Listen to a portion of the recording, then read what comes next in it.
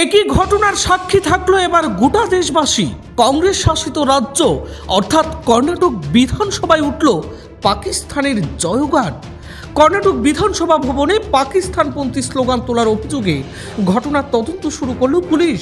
শুক্রবার বেঙ্গালুরু পুলিশ জানিয়েছেন, ওই ঘটনায় আটক হয়েছেন সন্দেহভাজন ব্যক্তির কণ্ঠস্বরের নমুনা ফরেনসিক পরীক্ষার জন্য সংগ্রহ করা হয়েছে। মঙ্গলবার রাজ্যসভা ভোটে কর্ণাটকে কংগ্রেসের 3 প্রার্থীর জয়ের পরই পাকিস্তানপন্থী স্লোগান তোলা হয়েছিল বলে বিজেপির অভিযোগ।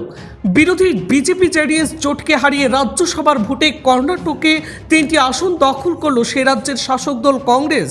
বিরোধী জোটের দখলে যায় একটি, তারপরেই ওই ঘটনা হয় বলে অভিযোগ।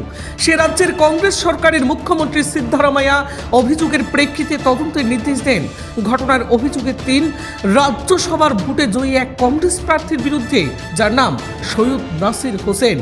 তাদের সমর্থকদের দিকেই এই আঙ্গুল উঠতে শুরু করেছেন। অভিযোগ, একটা সময় বিধানসভায় দাঁড়িয়ে যাকে পবিত্র বিধানসভা হিসাবে আখ্যায়িত করা হয়, সেই পবিত্র বিধানসভায় দাঁড়িয়ে ভারতের জয়গান না গিয়ে পাকিস্তানের জয়গান কোনোভাবেই মেনে নিতে পারবে না গোটা দেশের আম জনতা।